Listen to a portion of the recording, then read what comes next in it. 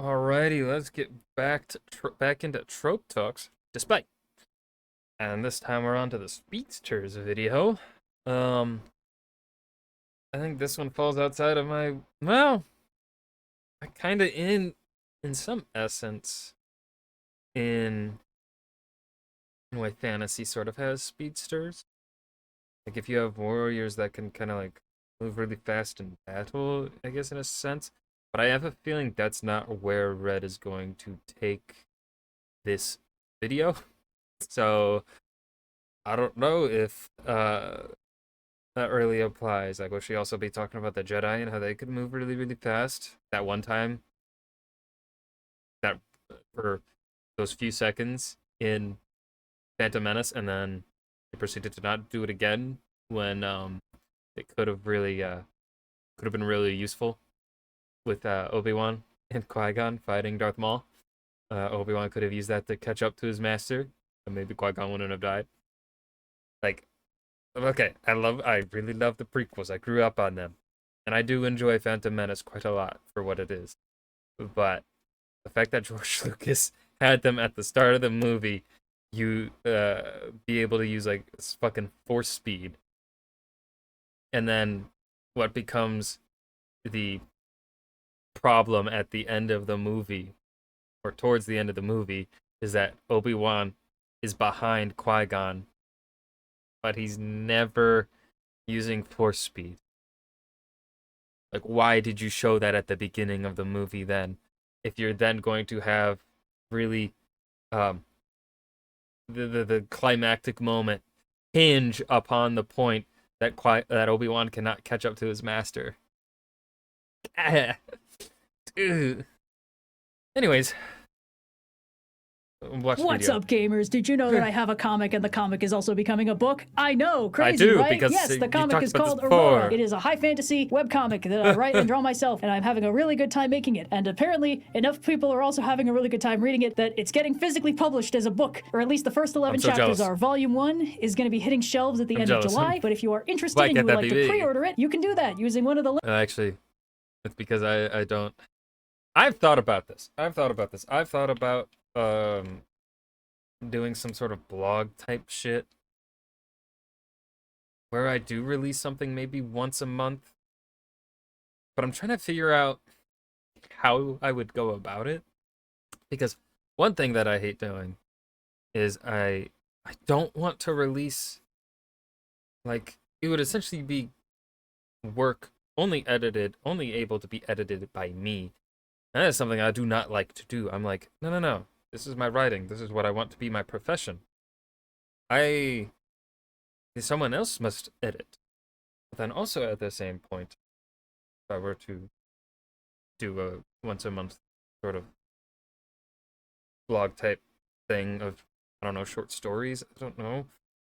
Fucking emblematic of the Wandering Inn, but not cozy fantasy. I don't Is Wandering Inn cozy? I think Wandering Inn is cozy fantasy. Um just don't know how I'd do it. I just don't know. I don't know what I would. I don't even know what I would write. That's another problem. I don't know what I'd write.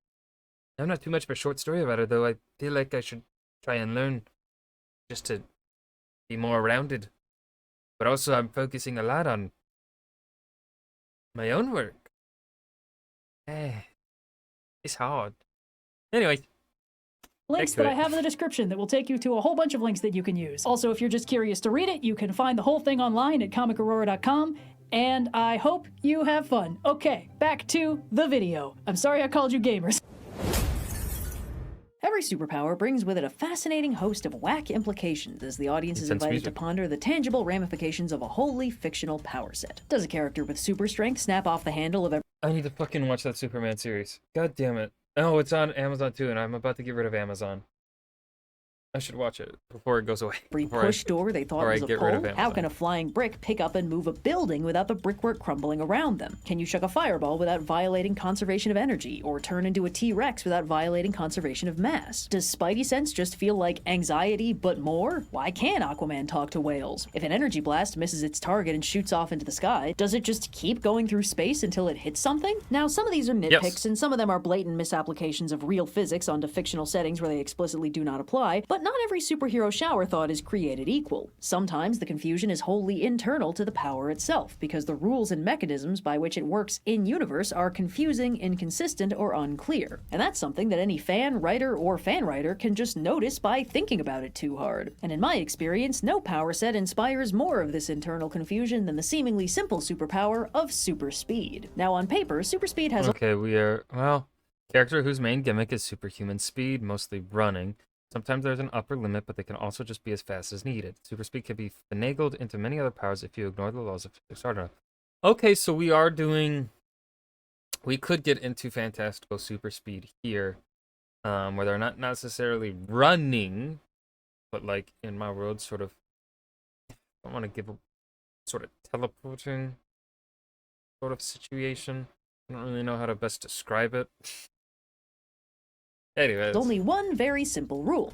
Gotta go fast. A character with an ability of this type can move fast, run fast, talk fast, and maybe even think fast once in a while. Speedsters, as they are colloquially called, pop up all throughout fiction in varying forms, and they have one gimmick, and that gimmick is speed. The problem with speedsters, when compared to the other major supertypes, is that the whack implications of their power set are extremely close to the surface and become clear if one just briefly tries to imagine what it would be like to have them. With powers like super strength, it's pretty easy to intuit what that would feel like. Heavy things feel lighter, solid things feel bendier, fragile things pop more easily. Even a complex power like telepathy can be felt out pretty simply. Depending on how much control the character has, it'd probably feel like being in a noisy crowd of people, or hearing someone else's inner monologue as your own, or being able to read the thought bubbles on the comic page. Things get a little dicier with characters like Batman, whose powers are mostly detective ability and absolute butt-tons of martial arts training, and money.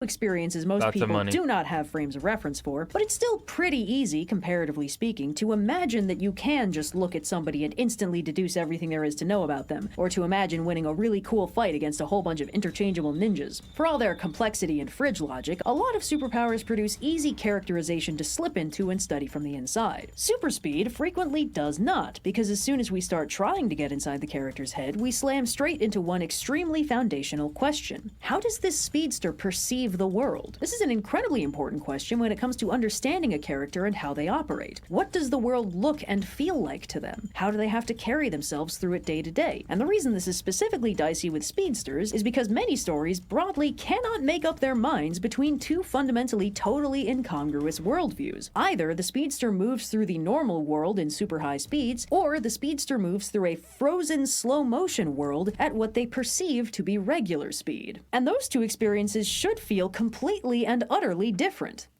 right? Well, let's...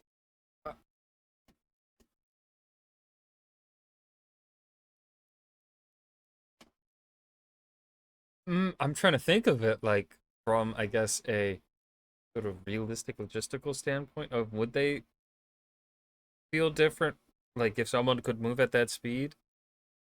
But I'm not smart enough to Let's start unpacking this and see what we find. Okay. Broadly, I think super speed as a power set can be broken up into 4 component parts, with the lines between them occasionally blurring. The foundational baseline part that pretty much every speedster has is run fast. If a speedster can't zoom from point A to point B, what's even the point of them? First they were here, now they're way over there, just like that. This is the simplest kind of super speed to write, and also the easiest to imagine. If you can run, you can imagine doing that but faster, covering more ground per step. Heck, maybe unlike normal running, it feels almost effortless, like zooming along in a fast car with the windows down. Just pick a direction and go, with nothing but the wind in your hair and the horizon rolling up to you. Simple, clean, fun to think about, and easy to understand. 10 out of 10, no notes. Run fast speedsters get a lot of fight choreography mileage out of the simple stratagem of run really fast at the enemy and let Newton's second law do all the work, and are popular superhero staples, capable of such extra fun stunts as running across water or up vertical surfaces, on the general principle that if you run fast enough, the laws of physics can't catch you. The second part of the speedster power set is move fast. fast, which is distinct from run fast because it covers all kinds of movement. Punching, kicking, disassembling a handgun into its component pieces. It's pretty common for a speedster to zip through a crowd of interchangeable bad guys and come out the other side with an armload of confiscated weapons and the occasional wallet. The DC speedsters, aka the various Flashes, use this space of the power set to phase through objects by vibrating their whole body at super speed. It's pretty rare for a dedicated speedster to only be able to run fast without the broader space of move fast attached, or at least the subcategory of punch fast, but this is the part of the power set where we start to see the edges of the speedster perception problem looming. When the speedster does something super fast, do they feel themselves doing it fast, or does it feel normal to them? Are they casually walking through a frozen gallery of statues, plucking guns from hands and inducing wedgies, or are they zipping around with the wind in their hair and a grin on their face having a grand old time? To bring things back to comparative simplicity, the third aspect of the power set is react fast. This covers characters who can do things like dodge or catch bullets, zip out of the way of threats before they've consciously clocked their presence, or avoid plowing through an obstacle in their way when they're charging at 100 miles an hour. And weirdly, while this one feels like a foundational power of the speedster perception problem because it involves spotting and reacting to threats impossibly quickly, I actually think it avoids most of the perception problem because in ordinary non-speedster humans, reaction time is not a conscious thing. When something gets thrown at your head, you don't assess the situation, you dodge or you catch it, often a split second before you're even aware it was happening at all. A reflex happens below conscious thought, and usually a whole lot faster than conscious.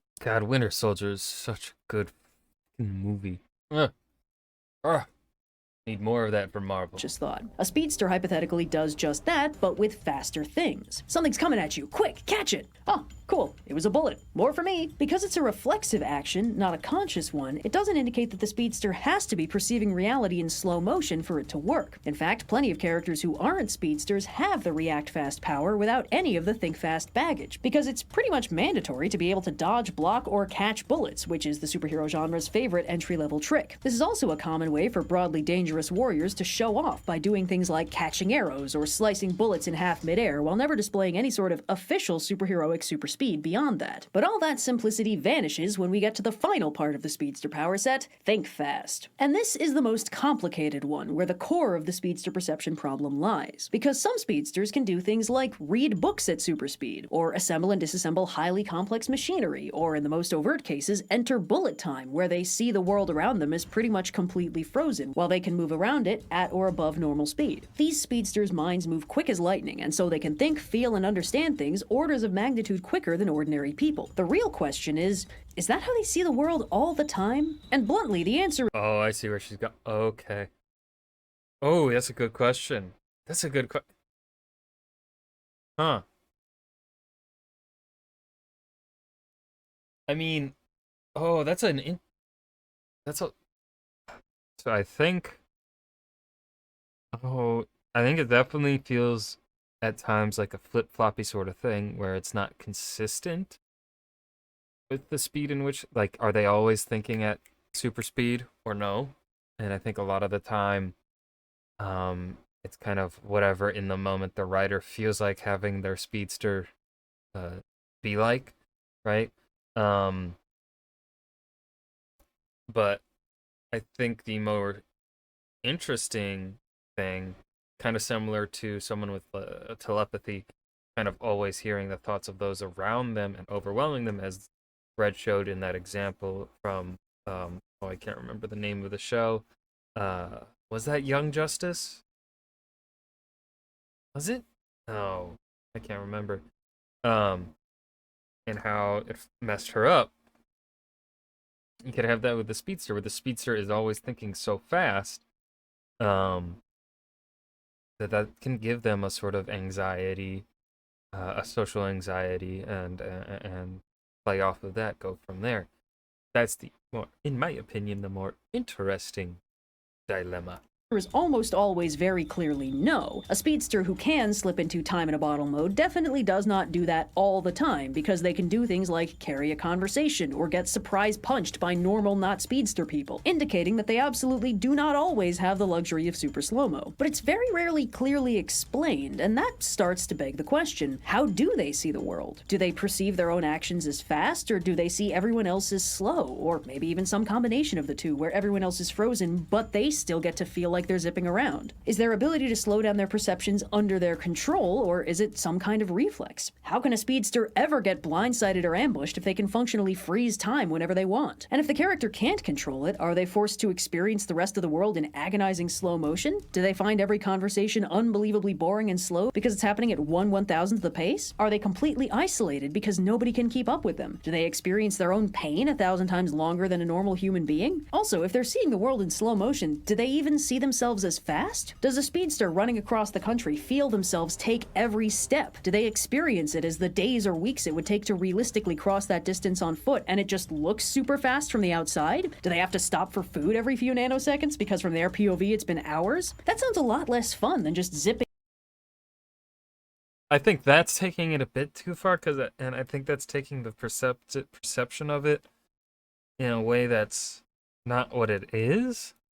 Right? They're super fast. I think I understand what she's trying to say here, but I don't think that's how really, but yeah, as she's saying, that's kind of that's the super boring way to have your speedster work, where, yeah, they move super fast, but then they also feel all sorts of other things, like, I mean, a speedster needing to eat more food because they're running, they go so fast that they do burn through a lot of calories. That could be a funny little gag sort of thing. Having a speedster eat like Shaggy and Scooby levels of food at a given time. But I think focusing on it any more than that kind of defeats it, and also like having the speedster like perceive time in a different way, I think overcomplicates it to the degree that it becomes uninteresting and just a slog of a thing, right? Like a speedster constantly thinking super fast is still interesting because that can be disarming and intimidating by people they interact with. Dealing with someone that can think super fast can just be intimidating at times, depending on the person. Some people can perceive that as, yeah, it's just the wrong way, through no fault of anyone's, but just how things are between people are different. But then to have the speedster perceive their speed as though a normal person would perceive the same distance, I think that's getting too much into the nitty-gritty of it, that then it just isn't fun anymore. From coast to coast in a flash of lightning. If the speedster doesn't even get to feel fast, would the power even be any fun to have? Some of these questions are partially addressed or played with by writers. Speedsters frequently canonically have extremely rapid metabolisms and do need to eat a lot all Oh shit! Aha! the time. Some of them do describe the rest of the world as frustratingly or even painfully slow, but they're clearly not constantly experiencing the world in the extreme slow motion they're demonstrably capable of reaching, right? Holding a conversation like that would be like remembering what someone was saying 3 weeks ago. This can also be confusing even when limited to the specific context of combat. It's difficult to justify a character who can essentially stop time ever getting, like, punched. Like, how did that happen? Did they just not see it coming? Were they just looking the other way for what felt like 6 hours? Oh, the CW. Ugh.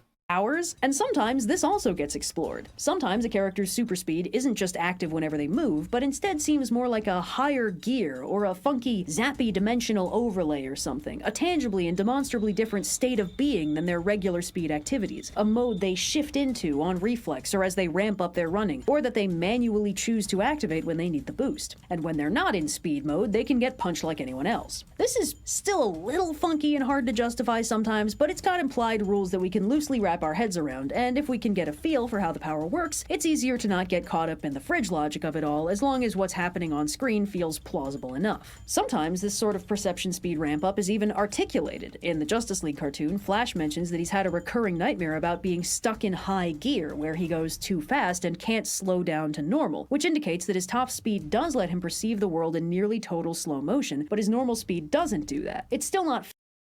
I think I like that balance the most, and I think is that makes it the most enjoyable. Like, you can still have them thinking super fast, but their perception of time only changes based upon the speed in which they are moving through time. That makes sense at all? Is that even the right way to phrase it? Because in a way, they are moving through time when they run super, super fast. I don't know. I don't know science. Fully laid I'm not out for smart us, enough but it for is often indicated that the speed at which the speedster is moving scales the speed at which they perceive the world. The Kinda. That's what I said. Ish. faster they go, the slower everyone else seems. But at the same time, isn't that tautological? The slower the world seems to them, the faster they can go in relation to it, as long as they always see themselves as moving full speed. Characters with no super speed can still give the impression of super speed by activating time stop powers, but they're not really going fast, right? From their perspective, they're jogging around, catching their breath, and arranging the situation as they please, but they're not zooming around Sonic style. Having the power to change your perception of time isn't the same thing as having the power to go fast, right? Wait, but is it? Well, relatively speaking, it absolutely is. Speed is relative to frame of reference. We're all... Fuck. Science. I forgot. Red's got a math degree. Moving around Earth's axis at 1,000 miles per hour, latitude dependent, orbiting the sun at 66,616 miles per hour, orbiting the galactic center at 514,000 miles per hour, and being pulled towards the great attractor at 1 million... Alright, is whipping around the sun at around 19 miles per second, but none of us feel like we're moving that fast because everything around us is also moving that fast. If you're driving down the highway at 70 miles an hour and someone passes you doing 80... We're getting... She's about to start talking about this is like the theory of relativity, isn't it? From your frame of reference, it'd look the same if you were standing still and they were creeping along at 10 miles an hour. It takes the context of the wind in your face, the sound and movement of the road, and the speedometer for you to feel like they're going fast. It doesn't matter how fast something is, if it doesn't feel fast relative to our perception of it. The entire point of a speedster is that they go fast, which is why it feels strangely disappointing and jarring if we pivot to their POV and instead of fast, all we get is everything else is slow. Even though those should really be the same thing, right? Why is it that the more we think about how speedsters work, the less fast they end up feeling? And therein lies the nuanced, beating heart of the speedster perception problem. And I think a lot of it honestly has less to do with speed and more to do with time. Because here's the thing, the actual human experience of time is not linear. It scales wildly depending on circumstance and situation. Someone really interested and engaged with a project can find the hours flying off the clock as they seemingly warp speed through it, while a situation that's tense, boring, or actively painful can stretch out into an infinite time warp of crystalline prison, where 10 minutes can take 3 whole hours to slog through. In a moment of crisis, time can seem to slow or even freeze. We do not perceive time at a constant rate of 1 second per second. And this is a thing everyone is aware of on some level, but it's not an intuitive thing to translate into a cinematic medium, where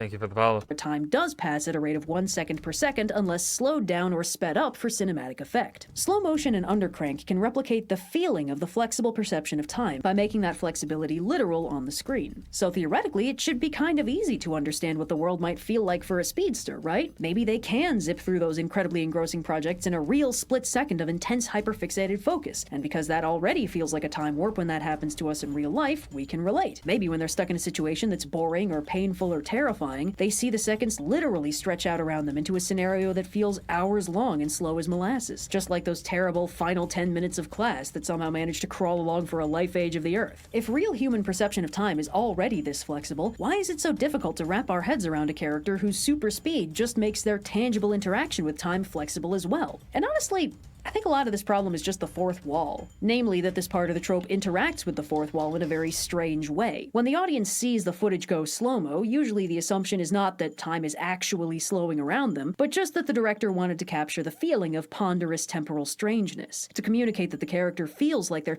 Those were big words. I forgot what she said. Ponderal temporal...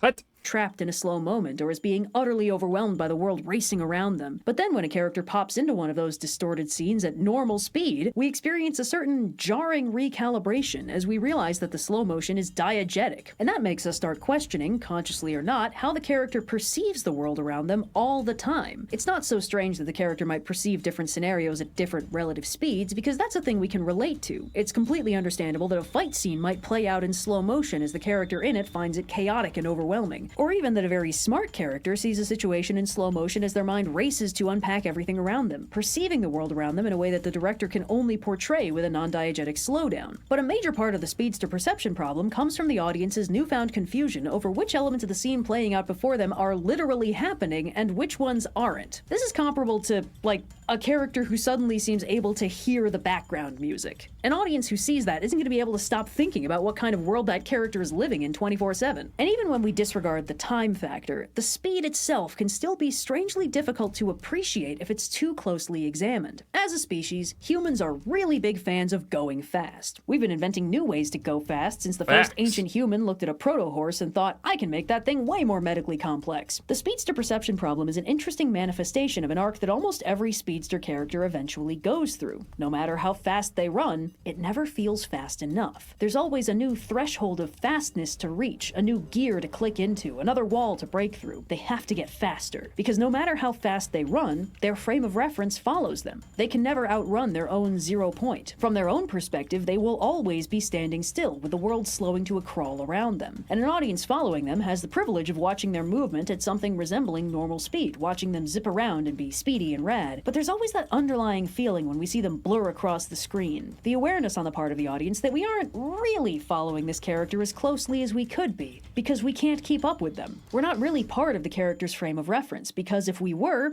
we wouldn't be seeing them as fast, which defeats the entire appeal of the superpower, which is go fast. And when we do get to follow them through their top speed in a time-in-a-bottle slowdown rearranging the battlefield montage, it doesn't make them feel fast so much as it makes us wonder how they can stand to move through a world that slow. And this all happens because when we think of how speed feels, it is not, in fact, that everything else feels slow around us. It's that our speed makes everything else feel fast. It's that driving in a fast car or sprinting down a slope surrounds you with the wind, and the wind's not moving on its own, but its stillness is what makes it move relative to your movement through it. The wind and the ground can't keep up with you, so it falls behind as fast as you're moving forward. When you go fast, the world goes fast around you. When you slow it all down, that effect goes away. It is not enough to go fast. We must also show the fast. A character who is fast will only feel fast if the audience cannot keep pace with them. It's a very strange little narrative paradox. Oh yeah, she's hurting my head. That really only becomes a problem if you're catastrophically prone to overthinking. But I guess it's true what they say. The problem with being faster than light is that you can only live in darkness. Oh god. So yeah. And that was Trope Talk Speedsters. I didn't really have much. I mean, I kind of had stuff to say, but I feel like not too much. I don't really write speedsters. At least not in the way that this actually ended up being about. So, yeah, this did not really apply to my writing. So, I mean, still good. Not my favorite of the Trope Talks. A decent one.